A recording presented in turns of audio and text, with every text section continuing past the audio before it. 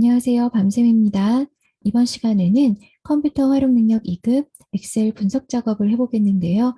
내용은 정렬, 부분합, 통합, 시나리오입니다. 먼저 A형의 분석 작업 첫 번째 문제입니다. 분석 작업 1시트 제가 편의상 A형, B형으로 나누는 거고요. 분석 작업 다시 1번 시트에 대해서 지시사항을 처리한다. 어느 문제든지 처음부터 차근차근 하시면 됩니다. 부분합 문제죠.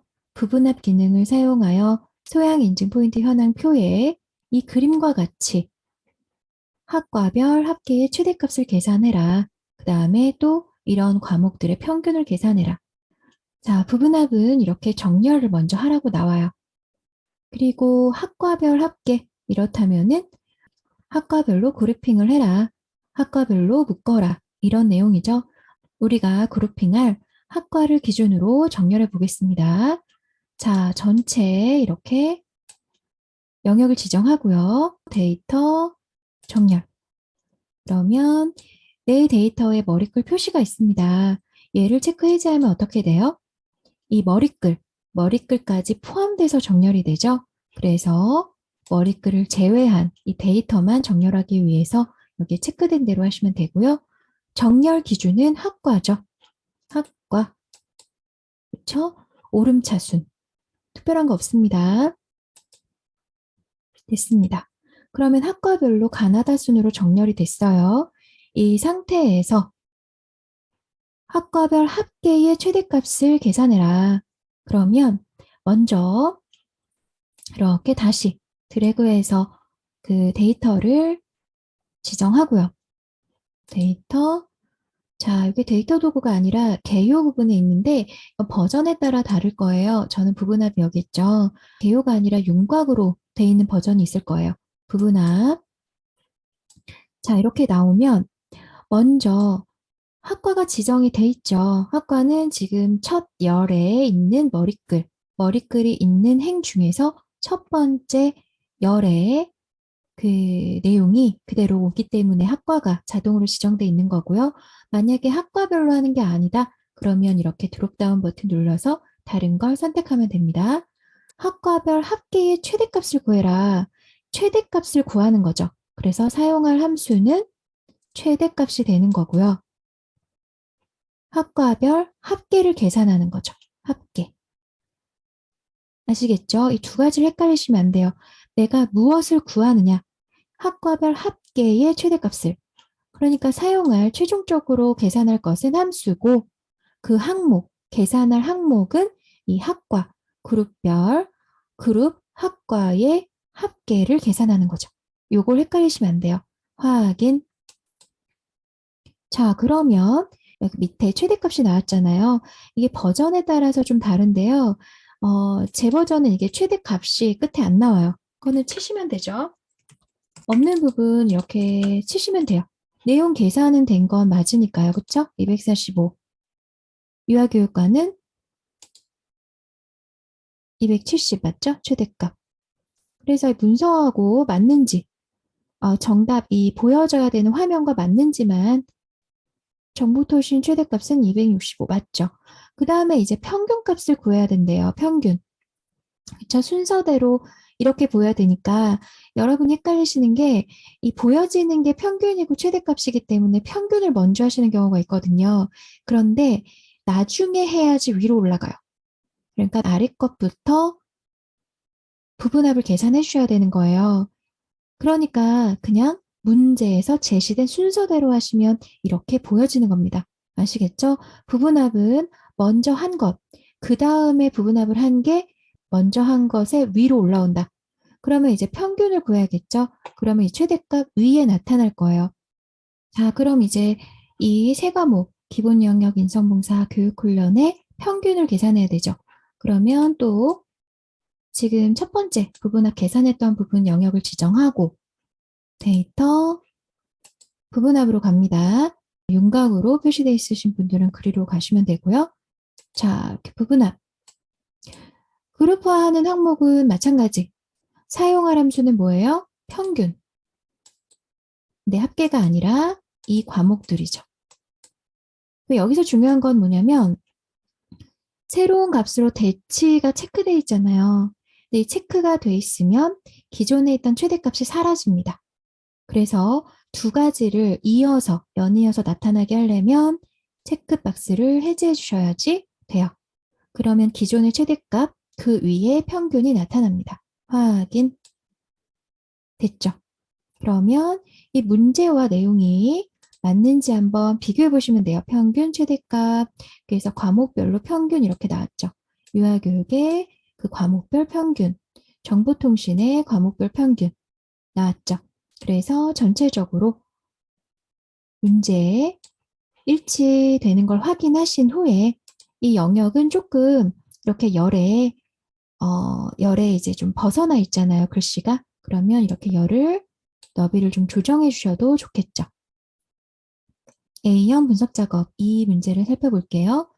통합 기능을 이용해서 쓰는 건데요. 표 1, 2, 그리고 3 이것을 표 사이에 통합하는 거예요.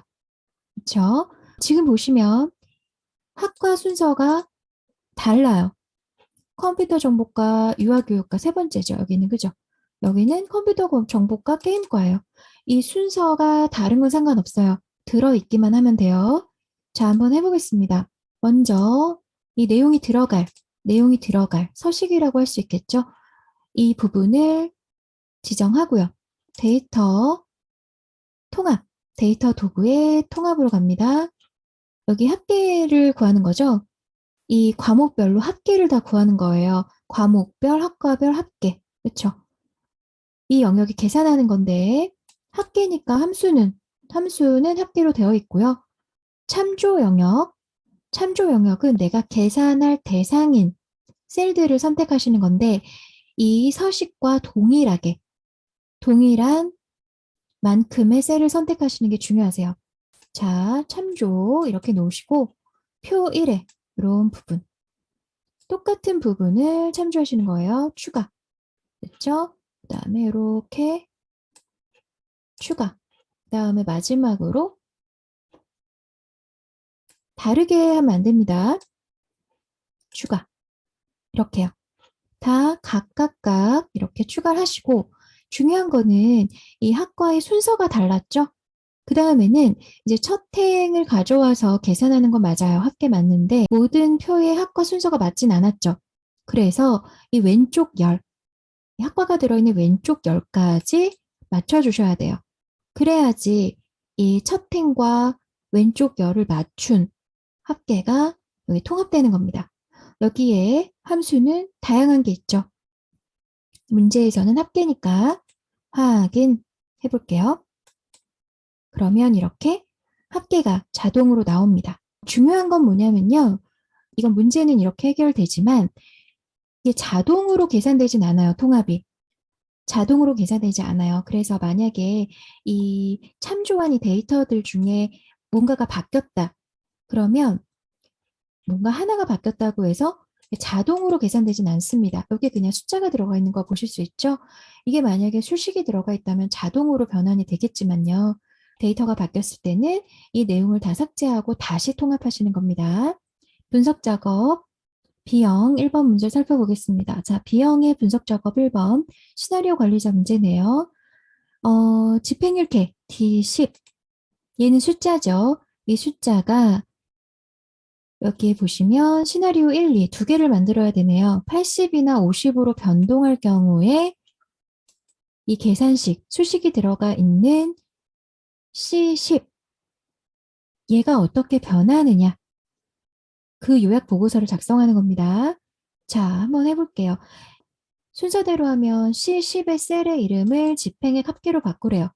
이름 정의를 하면 되죠.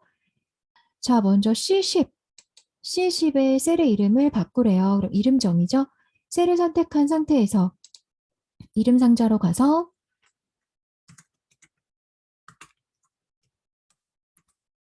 엔터, 오타 없이 해주시고 D10은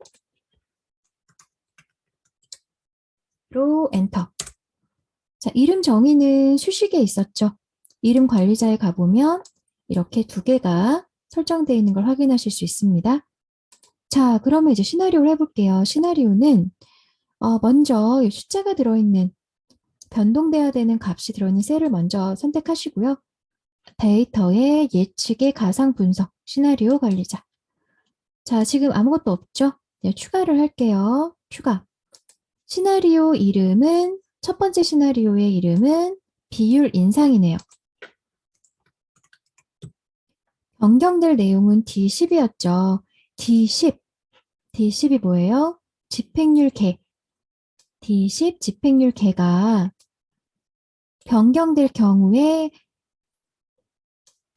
경우 집행의 합계가 어떻게 바뀌느냐니까 변경해야 되는 건 D10. 그쵸? 확인. 뭘로 바뀌어야 되냐? 80. 자, 여기 보시면 62.44를 80으로 변경했을 때, 자, 하나 만들어졌어요. 그 다음에 하나 더 만들어야 되죠. 추가, 비율, 인하. 그쵸? 마찬가지 D10 확인.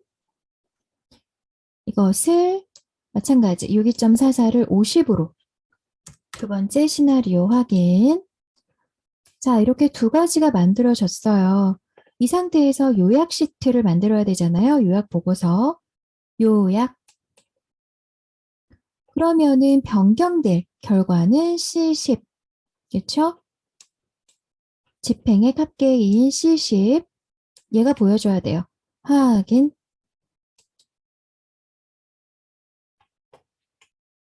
그러면 현재 값은 이런데 비율 인상이 80으로 되면 이렇게 집행의 합계가 나오고 비율이 50으로 바뀌면 이렇게 나온다라는 시나리오 요약 보고서가 작성되는 거죠. 그런데 여기서 끝나는 게 아니라 확인을 하셔야 돼요. 요약 시트는 분석 작업 1시트 바로 왼쪽에 위치돼야 된다. 지금 바로 왼쪽에 나타났죠. 만약에 다른 곳에 됐다. 그러면 이 분석 작업 1시트 앞으로 위치를 이동하시면 되겠죠. B형 분석 작업 2번 문제를 해보도록 하겠습니다. 자, 먼저 정렬 기능을 이용해서 포지션 기준으로 이 순서대로 정렬해라. 지금 보시면 오름차순, 내림차순이 아니죠. 그냥 가나다순이 아니에요. 그러면 사용자 지정으로 목록을 새로 만들어서 정렬하라는 얘기죠. 해당되는 셀을 선택하고요. 데이터 정렬. 자, 먼저 첫 번째 정렬 기준은 포지션입니다. 그런데 오름차순, 내림차순이 아니라 새로 목록을 만들어라. 자, 이렇게 새 창이 열리고요. 그러면 여기 순서대로 입력하세요. 투수, 엔터. 호수, 엔터. 오타 없이 하셔야겠죠? 추가. 그러면 이렇게 목록이 생깁니다. 확인. 그러면 포지션은 이런 순서대로 정렬하라 됐고요. 동일한 포지션일 경우에 가입 기간을 기준으로 정렬해라. 기준을 추가하라는 거죠. 가입 기간을 셀 값이 아니라 셀 색으로 셀 색 없다고 나오는데 이 드롭다운 버튼을 누르면 해당되는 여기 가입 기간에 있는 지정된 셀 색깔이 나와요. 여기 마우스를 갖다 대면 같은 RGB 나오죠. 얘로 선택을 하는 거고 값이 위에 표시되도록 정렬해라. 자, 안 바꿔도 되겠죠? 이렇게 해서 확인. 문제를 순서대로 하시면 푸실 수가 있는 거예요. 위에 표시되는 게 무슨 말인지 몰랐는데 여기에 보니까 내용이 있죠. 확인. 그러면 이렇게 정렬됩니다. 투수, 포수, 내야수, 외야수 순이고 포지션이 같을 경우 투수는 색깔, 그쵸? 셀색이 들어가 있는 값이 같은 포지션의 가장 위에 표시되죠. 이번 시간에는 컴퓨터 활용 능력 2급 엑셀 분석 작업 중에서 정렬, 부분합, 통합, 시나리오 실습을 해봤습니다. 지금까지 밤샘이었습니다. 들어주시는 모든 분들 고맙습니다.